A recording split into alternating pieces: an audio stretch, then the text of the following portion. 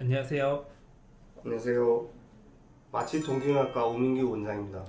오늘은 전편에 이어 마취약 2탄으로 마취 전에 시행하는 검사와 절차 등에 대해서 알아보도록 하겠습니다.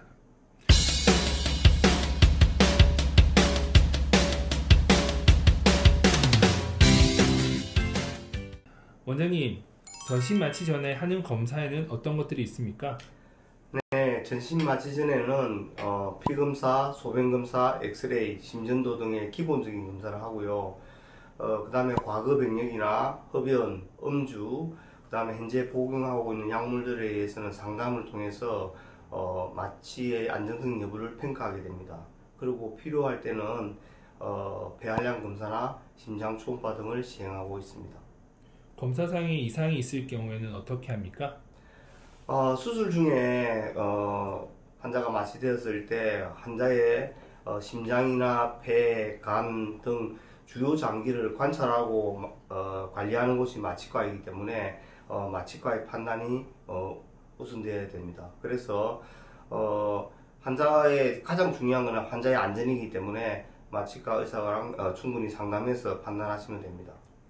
환자는 수술 전날 저녁부터 금식을 하는 이유는 무엇입니까?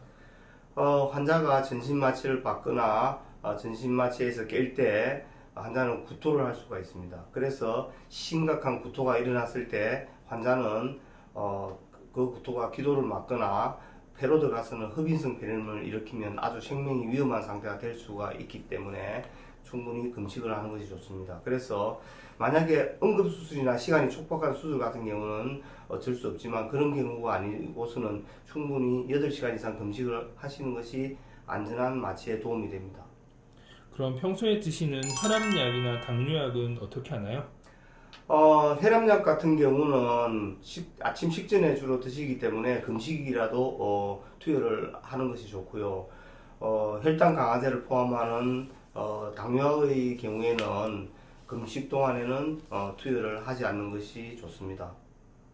그 외에 다른 약제들은 마취과 의사의 판단하에서 투여를 결정하게 되겠습니다.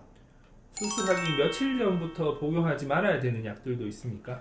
네, 그 혈액응고 억제제 같은 경우에는 수술 후에 출혈을 유발할 수 있기 때문에 일주일 전부터는 복용을 중단하는 것이 좋습니다. 수술 예정된 환자가 감기가 걸렸거나 열이 나면 어떻게 합니까?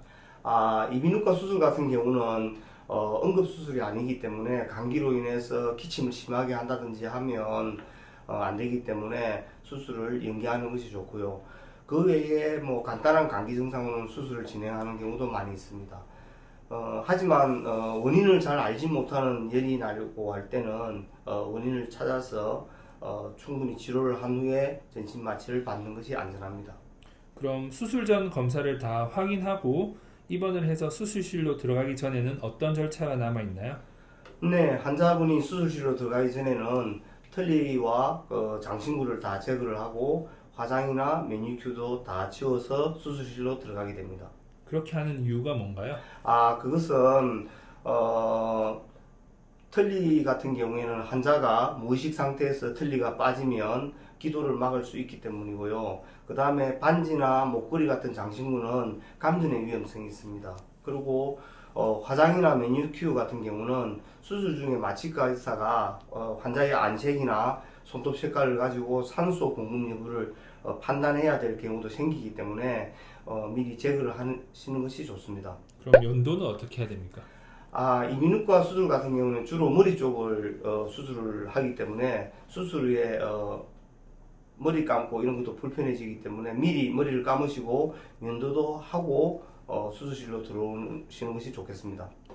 그렇군요. 그 이유를 생각해 보면 안전한 마취를 위해서는 당연한 것 같습니다.